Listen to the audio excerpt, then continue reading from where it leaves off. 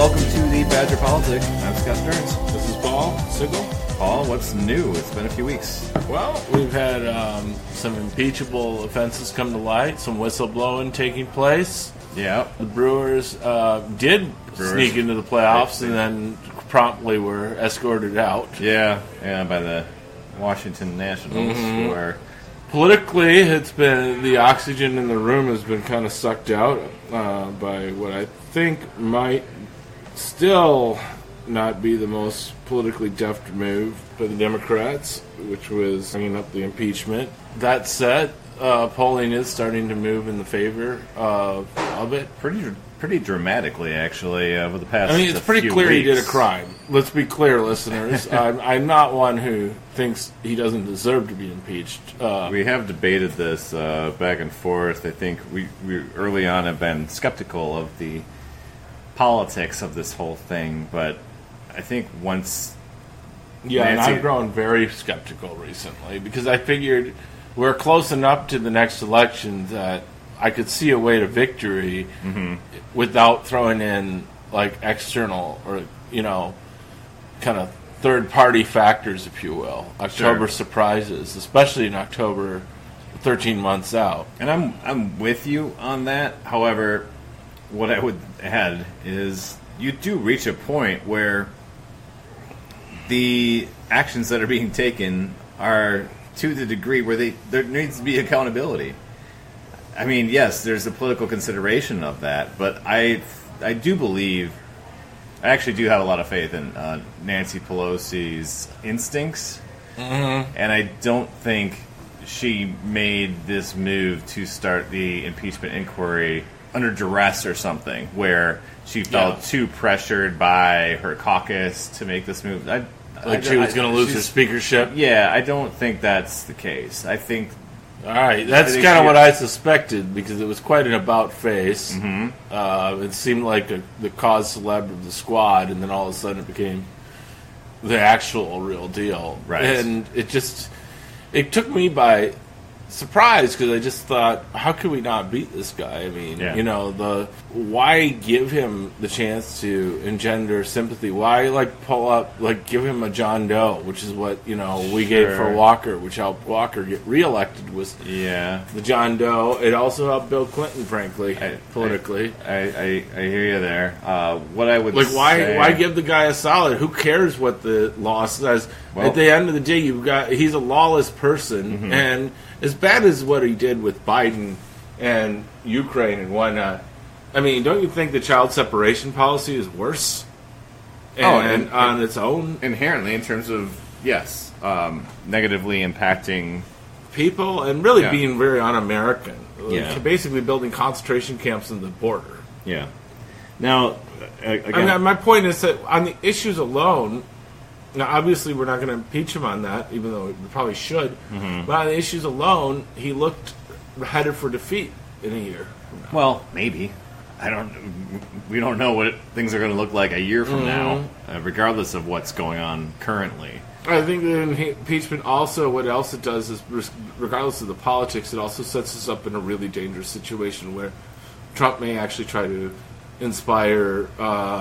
vigilante justice on the streets. He could start a war. Yeah. He could do all sorts of things that promote himself. But there's a few things I think you have to consider with he's a wounded deer. Wounded deer don't behave normally. However, but Trump is somebody that operates most successfully when he can inject chaos into the media narrative and into body politic.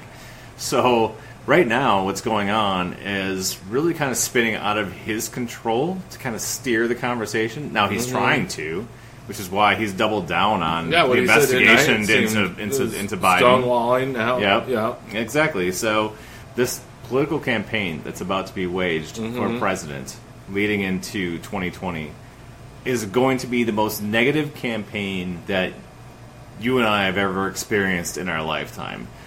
They are going to make this thing so bad and so negative, and they're going to be throwing so much shit at the wall that their hope is that enough people are just going to be so cynical about the process and about the candidates that they're just going to tune out. That's what they're going to depend on to coast to victory. Yeah. Well, meanwhile, his side is going to feel aggrieved. Mm-hmm. And, come up with their own bunch of bullshit rationale to get out there and support this fascist. But I think that this was their plan all along. Even before impeachment, I think this was going to be a crazy negative campaign. So what's your response to that? The response has to be try to put them on the defense as much as possible and not let them set the narrative and put the Democrats on defense. But now that we're having judicial proceedings about Trump's behavior and character, isn't that responding to him? I mean, aren't we better off just talking about, hey, this guy wanted to cancel insurance for 22 million Americans. Yeah, we've been doing that. This guy's been separating families. You know what? We won an election off that. We've been doing that for 3 years, and it works. We have a fucking Senate seat in Alabama. We got Doug Jones. We do. But we got the governor of Wisconsin. Scott Walker is no longer the governor of Wisconsin, partly because we focused on the issues and we drove it home, and we used Trump's like mistaken, frankly, focus on right wing ideology after he promised something more populist. And I mean, like, why not delve into that more? His trade war isn't working. Yeah. He's not benefiting working Americans. You can do all of that, though. That's the point, is that... Not really when the oxygen gets sucked out of the room with impeachment, but go ahead. I'm sorry. I'm saying you try to do all of this. Okay. Because, it all plays into the idea of playing offense. Mm-hmm. And so you hit him on impeachment from the Congress. We were playing ball control offense. It was working. We were ahead in the third quarter. By a lot. We don't know that, though. We're a year away from this campaign. We 90-yard passes. We still don't know who the candidate's going to be. It might be Biden. It might be Warren. Mm-hmm. Probably not going to be Bernie at this point. Mm-hmm. Bernie suffered a heart attack. He's going to be dialing back his campaigning, and that's probably not going to help him with Good job voters. changing the subject there. But, I mean, the bottom line is this guy, I mean, look, we had a plan to win, and now we're throwing a wild card in here. And it doesn't make me feel... I mean, the polls have so far broken in our direction, but I feel less certain about this. I mean, I've seen some projections now that there could be 87% voter turnout in Wisconsin this coming cycle. Crazy. It is crazy, but I can't even the only way that happens is that if everybody who's never voted before out in the sticks votes, and that's going to be a lot of people who are... I can't see a scenario where there's 87% turnout. You don't see not that. Just in the sticks, but everywhere. But I think it's going to be... You only see the kind of turnout in places where voting is mandatory. I mean, where it's Australia or Wisconsin's always been kind of the European level for turnout. It's always been into this. Well, that's because we had a low turnout of 68% the last election. That's because we have same-day voter registration, and it's relatively... It's even despite voter ID, it's still better than a lot of places in terms of the rules to getting registered to vote. Same-day registration is key. Wonderful. It's key. Yeah. I mean, we'd have probably a 20% lower voter turnout. It's about 10% of all voters vote register same day. It's at 10 is on the low one. I'd say 10 to 15%. Yeah, exactly. So single-handedly, if you didn't have it, in theory, you would have in 2016, which was one of the lowest turnouts in recent memory presidential in Wisconsin. It was 69%. You would have probably had a turnout of probably in the low 50s, mid 50s, like near or below even the national average. Sure. Well, same day registration makes a huge difference. This last go around, I mean, you had. But it works both ways, my friend. It also turned out a lot of Trump voters in 2016. It turned out quite a few Walker voters in 2018, but also just enough extra Evers voters, and we won. Exactly. Without same-day voter registration, I think Scott Walker would still be governor. Probably, yeah. Most likely. There's a reason why he and the legislature, if they had their way, would have gotten rid of same-day voter registration. He talked about getting rid of it before his second term came up after the recall, and then he got scared off of it. And he won his third term or second term, his third election. Yeah. Pretty handily. Although it was a good Republican year, and actually it was a little closer than his first couple of tries. But I think he felt comfortable, that he could do it anyway. He thought he could squeak it out. Back to the Trump thing. If it weren't for Trump's and our focus on the issues, Trump's focus on repealing health care and his child separation and things like that, if it weren't for these really unpopular policies from the Trump administration that we've pointed out, we probably would have lost to Walker. That's probably even more of a factor than same day, I think. Now, the other thing to consider is that, again, being a year out from the November 2020 elections, it's October of 2019. Do we really expect this impeachment to last until election next year? Because I don't see that happening. I think that's they've got the stonewalling. Well, yes. So they may have a court process over where it can come out. There's that, and they're going to have to do some subpoenas now to try to get these guys to testify or get documents. Then it starts stepping on the Democratic primary. But it makes it harder for the candidates to get their messages out. Although their messages aren't that great. What they've done is they've tried to narrow the scope around this Ukraine issue and not have it bleed into the emoluments clause and some of these other things, the DC hotel, all that shit. As we all saw with the Clinton impeachment, when you just kind of let things go like wide and far-reaching, or the report we got this drags summer on from what's his name, the former Mueller, FBI guy. So you want to talk about the primary, or you want to talk about Sanders? Well, at this point, it just seems like Bernie Sanders obviously has a lot of passionate followers. Yeah. However, at this point, he's 78 years old. Obviously there are people who really like him who won't vote for him because they're concerned about his health. Yeah. I would actually count myself now as one of them. Somebody who voted for him in 2016 still had him on the short list this time. I wasn't for him yet, but I wasn't against him. He's been running behind Warren and Biden pretty consistently now. I'd be shocked if he managed to find a way to surge ahead of those two. I just think he's a great statesperson. He's a great American, and what he needs to do is focus on his legacy. He's turned the conversation. What he most needs to do is focus on his legacy and, frankly, being there for his family. And I'm not trying to push him out of concern.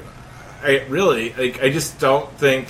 Here's the thing: there is no way, though, that if he were to win the general or get into the general election, he could actually really lose because people will not vote. General election voters will not elect a president who they don't think is healthy enough to serve. Well, we've seen it time and again. He'd have to obviously put somebody young on the ticket, like a Pete Buttigieg or something like that, to bring some confidence. Obama had a six-pack. McCain didn't. Let's put it that way. Yeah. And then George W. Bush, he was a recovering alcoholic, but still people would rather get a beer with him. He had a ranch. Bill Clinton could chew a Big Mac and jog at the same time. Ronald Reagan was a rancher too, and a cowboy western actor. John F. Kennedy had a lot of health problems, but boy, did he look good and he shaved before that debate. Yeah. Americans vote for the physically fit candidate. Could this just be a slow walk to the exit for him? Is it a pride thing? Because Bernie, to me, seems like somebody who's just too stubborn to drop out at this point until he has actual polling evidence closer to the primaries to say, you don't have a shot, sir. Yeah. It may be the slow walk to the exit. Well, he said he was going to change this campaign. Yeah, he's not going to be doing several events a day. Yeah, I think he's going to. He'll be out by the first of the year. And then he endorses. I think he's out by Thanksgiving. He endorses Warren, I'm assuming, at that point. Maybe. There's probably a lot of bad blood between the campaigns. They probably go into a state of negotiation. And I think his endorsement that comes out ahead of the Iowa caucus is. They probably bottle it up, even if he would commit to endorsing Warren. Yeah. If he's really on board with being a team player, probably it's better for his health to give it a lead up time. But the other thing is, you bottle it up because you don't necessarily want, as a candidate, the endorsement tomorrow. No. You might want it 3 weeks before the Iowa caucus. It's less meaningful now than it will be down the road. Right, yes. exactly. A tight race. It's Biden, Warren, Buttigieg is making a run. And then all of a sudden you're like, I'm for Warren. And then Warren can say, I got Bernie support. Or who knows, maybe he endorses Biden or Buttigieg. Maybe he's for fucking Andrew Yang. And then Dennis Kucinich gets involved. Then who knows what will happen. God. All right, so. Oh, boy. I want Howard Dean. We're going to go back to Texas and Miami and Florida. Yeah! Yeah. Miami and Florida, yeah. I was there. I was not in that room, but I was in the state of Iowa, having worked for him that night. The night came in third. Ooh, that was a distant behind third. Kerry and Edwards, right? That was a distant third, my friend. It was not expected. And we were in first the day I rode in the state. Like, I single-handedly destroyed his campaign. Nice work, Paul. Yeah, that wasn't the goal, but I'll never forget. I've told this to people before, but maybe I've said it on the podcast. Forgive me if I have. I don't think so, though. I turned out a vote. I worked really hard to this caucus. The caucuses are the election. The caucus. Right. And they are these public votes. There's like town meetings, basically, precinct meetings, where you all get together, and that's how you cannot cast an absentee vote. You have to turn up in person. You have to physically be there at your little party meeting. Yep. And then you have hall, to your stand church, in the whatever corner it of is. the room. Right. Well, in these really small towns, it's somebody's living room. Yeah. And so, sure enough, it was in I think Red Oak or wherever it was. It's southwest of the big city of Creston, if you know where that is. No, not at all. There you go. All right. All I know is Creston is the major city. Right? Okay. Okay, so anyway, I think the population is 6,000. Oh, all right. I also watched the Packers lose there the day before to Philly on the jeez, you were full of bad luck that. But anyway, yes. So we're doing this caucus, and one of the things they had me as an organizer, as a union organizer, because union elections we have to do in-person ballots too on the day. Yeah. And so I'm doing all these clever things, and I'm talking to Mrs. Jones or whatever, Mrs. Smith, and she's like, I can't make it. I'm like 85. I won't make it. It's snowing. It's too much. Do you need she's like, I just can't drive it after dark because it's January. It's Iowa. It's rural. She's like, I do like Dean, but I just can't do it. And I'm like, well, Mrs. Smith, how about I get the Joneses? They're coming. I mean, they're Joneses, these young people in the early 70s. Right? I'm like, hitch a ride. They could pick you up. They're coming from nearby. Okay. And she's like, oh, I know them. Oh, sure, I'll go. And so I get them on the ride. I get the Joneses ready. I go around the county and hand out lists of who they're supposed to pick up and when they're supposed to pick them up and all that. And so I go to the caucus and help count the votes, make sure our caucus is together. And I'm counting the people, and it's the lowest case scenario I could have thought of.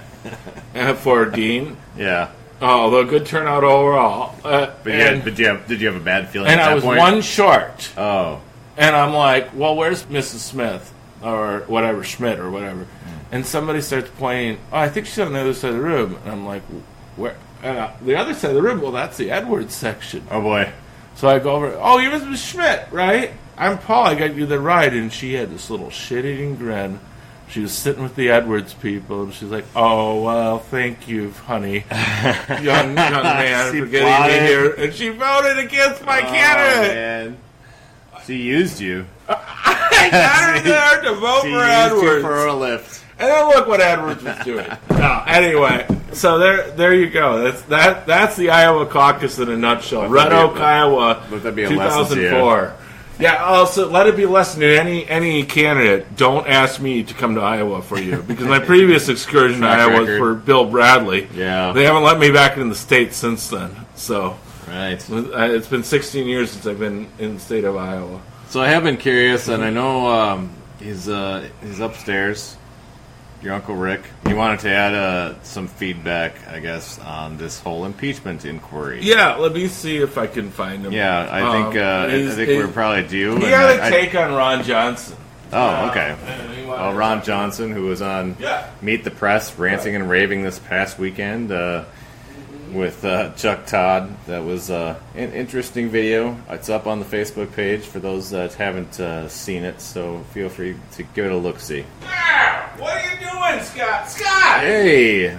How's it going, buddy? Oh, Scotty, it's been so long. Hey. Oh, how about those Packers now? Well, hey. You gotta love them. They're off to better start than I anticipated. That is what capitalism can do for a country. Okay. Is get you a football team like the Packers. It's been good so far. I did not expect them to be off to the winning record that they have. Well, that's right, Scotty. They're very American centric. Except that Rodgers, he's a little bit. Well, he's got his little political views, and I just think that if you really ask me about, what do you really think about why he has to date that race car driver? What does it matter? Who cares? It's football. Anyway, what do you about Ron Johnson? Isn't it great that he stood up finally for our duly elected president and said enough of the presidential harassment? I think he looked like a man unhinged. Unhinged in favor of liberty is no vice at all. That's what Barry Goldwater said. He was looking like he was off his rocker. Johnson's out there, and he's been to all those places. He's been to Krakow, and he's been to Leningrad, and he really loves America and freedom, and he knew that something was up with Biden, and he knew that, and he needs to be a little stronger when talking to Chuck Todd about Biden. So far, Ukraine nothing's been borne out through previous investigations, so I don't know where this is going. This just seems like a political hit job, and he's using these other countries to... Well, that's what Biden's doing to Trump right now, for sure. And Pelosi, it's a political hit job. Okay. Talk more about that, because I don't... Well, this is so stupid impeachment thing. It's obviously, the squad and the AOC got to Pelosi, and I was starting to think that lady had, kind of a head on her shoulders. Mm-hmm. I knew she was liberal lefty from San Francisco. But, she at least had some respect for tradition, but apparently not. Apparently the squad's more important to her than American tradition. And she just went for the impeachment because that's the easy thing to do. Or maybe it's just that there needs to be accountability for this president to not just run over the Constitution. You gotta do what you can to enforce the law, and when what's really the core of the law. I agree. I think we should enforce the law. We should use the Constitution. Well, the core of the law is the Constitution, and Joe Biden's work over there was impeachment is. But Joe Biden and his son Hunter, they're unconstitutional. How so? By corrupting a foreign government how did they so do that they can make money. While his son's getting over his drug problem. What evidence? I had family with their drug problem. I don't get to put them in the Ukraine and make a lot of money. That is corruption. And if I was corrupt like that, I would expect at least Trump would send Pence over to keep an eye on me. I'm sure you're all about investigating the Trumps because of all the money that's being made with hotels that government. Well, we already had the Muellers, and they already came up with nothing. They said he was completely exonerated. What about the Air Force staying at Trump resorts? What about Pence staying at a place in Ireland hours away from where his visit was? What about the old D.C. post office that became a Trump hotel? We had a fishing expedition, Scotty. Now I'm just saying. I gotta say, if you're going to talk about financial corruption and that, it sounds like you should at least have some interest in investigating this president. Well, I think that this president, I think that's the typical politically correct liberal socialist kind of viewpoint because he's a change agent. He's draining the swamp. And people they don't like that, so they want to investigate the poor man. You're throwing out a lot of platitudes, but you're not actually responding to any of the things I just mentioned. Are you like a Chuck Todd? I'm all about actually. Ron Johnson, is telling the truth. Except he wasn't hard enough on Biden, and then Chuck Todd gave him a hard time for it. That is a liberal media. I get it. He should really only go on Hannity anymore. It's fine. It's fine for this president to do whatever he wants to do to better his pocketbook. It's okay. He's a businessman. Yeah, right. So he can use the government. He can use the federal treasury and international relations to line his pocketbook. Well, sometimes that's good business, and you got to do what's good business. But it's against the law. Well, when you're president of the United States, not every law has to apply to you. You got to enforce the law on other people. So it's more of okay. So we basically have a monarch. I don't know what you. I mean, that's a butterfly. Are you one of those things about how now there's too many people killing the butterflies because of global warming? Is that what you're now talking about? Yeah, right, exactly. I love you, Scotty, but the socialism is just getting to you too much. I disagree. But okay, that's not unusual for our conversation. No, but I think you should just keep an open mind about. I think I have a very open mind about Trump and his appropriate prosecution of Biden while he's being persecuted for it. And I just got to think about all sides. Yeah, and that's really what's going on. They're persecuting him for prosecuting Biden. Let's think about all sides. Let's think about the things that Trump has done wrong. Is there anything that Trump has done wrong during the course of his presidency so far that you would criticize him for? I mean, not really. I mean, he could have. Maybe he could have done more for Scott Walker when he was running for re-election. I mean, he could have done. He could have come back for Foxconn a couple more times and promoted it, really, because I think that company decided to kind of pull out because they thought now the new leftist governor who stole the election that he's not really like pro capitalism enough, and the presidential leadership could be a little better there. But everybody makes a mistake, Scott. Well, my guess is that Walker probably didn't want him around any more than he already was. You didn't want Trump around? Right. Oh, I don't know about that. I think he's pretty lucky to have him. Well, Scott Walker's certainly acting a lot like Trump these days on social media. Well, he's getting a little more pro-America now. And I mean, I was thinking his son might be good in the Congress, but he's going to set it out, I guess. And now they're looking at F. Scott Fitzgerald. He's a great author, too. Yeah. You wrote about the American Dream in Long Island, and then he's never even left Wisconsin in his life. You think, and he was quite a novelist. Wow. He wrote The Great Gatsby, and now he's going to go to Washington. Isn't that amazing? Amazing story for Wisconsin. Does he still get out of Madison?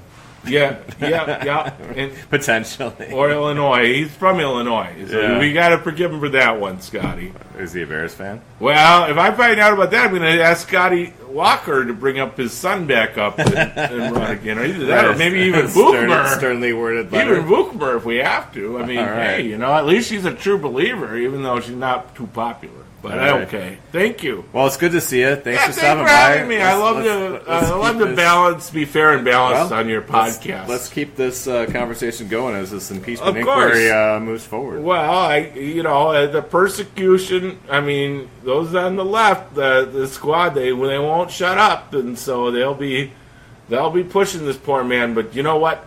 America will be backing him. Yeah, all the way. Well, you betcha. We'll see. Okay. All right, folks. Forward. Bye-bye. Backward.